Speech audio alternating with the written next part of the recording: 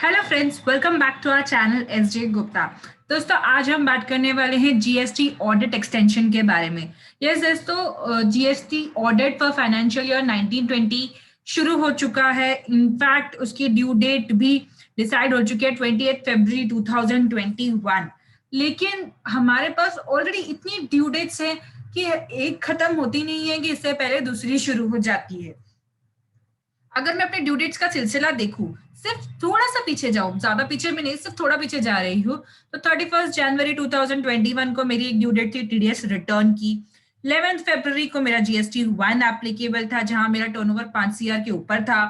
15 फरवरी को IT return था, जहां पर टैक्स ऑडिट एप्लीकेबल हो या फिर इंटरनेशनल टैक्सेशन का ऑडिट रिपोर्ट एप्लीकेबल हो।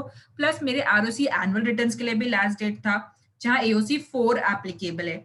28 फरवरी को फिर एक ड्यू डेट आ जाती है जीएसटीआर 3B की, जहां पर टर्नओवर 5 CR के ऊपर है।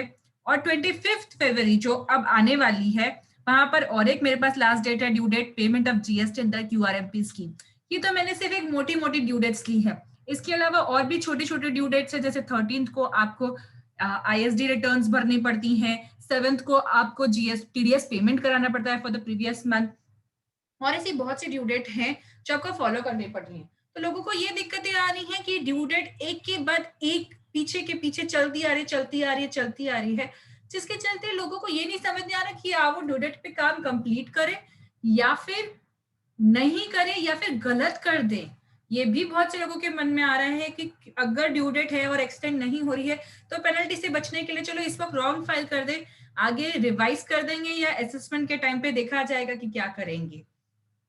इन्हीं सब प्रॉब्लम्स के चलते finally confederation of GST professionals and industries ने एक एप्लीकेशन फाइल की है ऑनरेबल फाइनेंस मिनिस्टर मैम को, ये बोलते हुए कि प्लीज एक्सटेंड कीजिए due date of 9 and 9C of financial year 2019-20 from 28 Feb to 31 March 2021।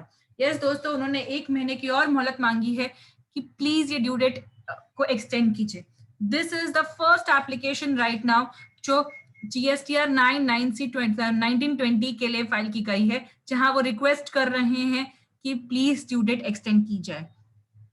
Past में भी इनकम टैक्स रिटर्न्स के लिए and GSTR audit of financial year 18-19 के लिए काफी सारी एप्लीकेशंस फाइल की गई थी, लेकिन जहां जीएसटी के लिए कोई डेट एक्सटेंड नहीं की गई थी, वहां इनकम टैक्स के लिए सिर्फ 10 और 15 डेज का एक्सटेंशन मिला था, जो हार्डली कोई एक्सटेंशन था।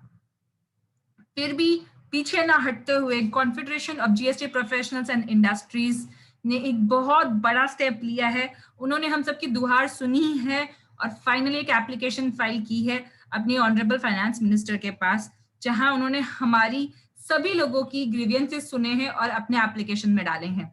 चलिए वो भी देखते हैं कि उन्होंने क्या क्या लिखा है। उन्होंने सबसे पहले एक ब्रीफ इंट्रोडक्शन दिया कि ये क्या है, कौन है CGPI. It's a national alliance of advocates, chartered accountants and other GST professionals. So basically ये एक फेडरेशन है जहां पर advocates, chartered accountants and GST professional साथ में आते हैं। एंड सिर्फ उनका मेन ऑब्जेक्टिव यही है कि इनडायरेक्ट टैक्स कम्युनिटी जो एक कॉमन बॉडी है उसके सब इंटरेस्ट में जो आए, वो एक प्रोफेशनल कम्युनिटी है, वो इंटरेस्ट या फिर वो एप्लीकेशंस वो रूट करे तो अपने through to the finance ministers. Plus they also want कि उनका जो भी एक दूसरे का ग्रोथ ऑफ इंटरेस्ट होता है, यानी कि जीएसटी में वो कॉन्सेप्ट्स को समझे और एक दूसरे को ग्रो करने में हेल्प करे इन दिस प्रोफेशन। उन्होंने ये एप्लीकेशन फाइल की है जहां पर उन्होंने कहा है, एक एक करके उन्होंने सारे प्रॉब्लम्स गिनाए हैं कि किस तरह से लोगों को अभी भी प्रॉब्लम्स हो रही हैं रिटर्न फाइल करने के लिए। उन्होंने एक प्रॉब्लम बताया जहां उन्होंने बताया कि in Mumbai cities local trains are still considered as a lifeline for commuting. Still, these trains are not fully functional for all citizens, even though travel for all is permitted during certain time slots.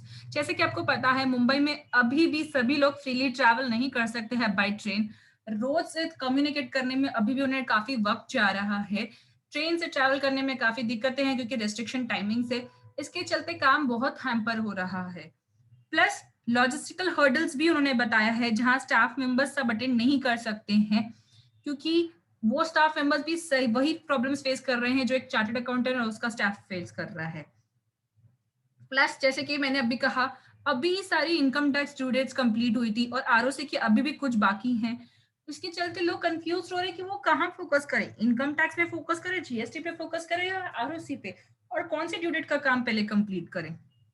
उसके अलावा भी काफी सारी organisation है जहां पर अभी उन्हें शोकॉज नोटिस आ रहा है या फिर समन्स आ रहे हैं related to mismatch in the data reporting under the erstwhile regime, यानी कि अंडर सर्विस टैक्स, वैट और excise law and under the GST law, जिसमें उन्हें सिर्फ 2 या 3 दिन दिया जाता है कि उन्हें अपना केस को प्रेजेंट करना है सर्विस टैक्स या जीएसटी अथॉरिटीज के सामने। तो फेडरेशन ने ये राइटली पॉइंट आउट किया है कि लोगों के पास ऑलरेडी कम टाइम है, उसमें भी वो टाइम अगर वो जीएसटी सामन्स या फिर जीएसटी शोकॉज नोटिस पे लगा देते हैं तो उनके पास हार्डली टाइम है कि वो कुछ और काम कर सके। इसके चलते उन्होंने सभी के पास एक एप्लीकेशन फाइल की कि kindly accept our application and extend the due date from 20th February to 31st March 2021।